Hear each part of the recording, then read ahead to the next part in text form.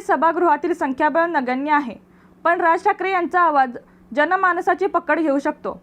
त्याचा महायुतीला अन्य उमेदवारांच्या प्रचारासाठी फायदा होईल, तर बदल्यात मनसेला अन्य पक्षांची मतं मिळणार.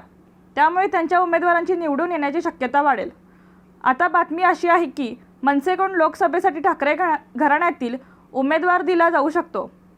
अमित ठाकरे लोकसभा निवडणूक लढवू शकतात. मनसे अध्यक्ष राज ठाकरे NDA सहभागी झाल्यानंतर अमित ठाकरे संभाव्य उमेदवार असू शकतात, अशी सूत्रांची माहिती आहे. मनसे महायुतीमध्ये सहभागी होणार का? मनसेला लोकसभा निवडणुकीत किती जागा मिळणार? मनसे भाजपा युती कुठल्या आधारावर होणार? या सगळ्या प्रश्नांची उत्तरं 1-2 दिवसात मिळतील. महाराष्ट्र नवनिर्माण सेनेला आगामी लोकसभा निवडणुकीत दक्षिण मुंबईची 1 जागा मिळू शकते, पण राज ठाकरे यांच्या भाजपासोबतच्या वाटाघाटी या दूरदृष्टीच्या आहेत. आणखीन 7 ते 8 महिन्यांनी होणारी विधानसभा निवडणूक डोळ्यासमोर ठेवून जास्तीत जास्त जागा पदरात पाडून घेण्याचा मनसेचा प्रयत्न असेल. मनसे महायुतीमध्ये सहभागी होणार हे अजून अधिकृतपणे जाहीर झालेलं नाही, पण सध्याच्या राजकीय घडामोडी तशाच आहेत.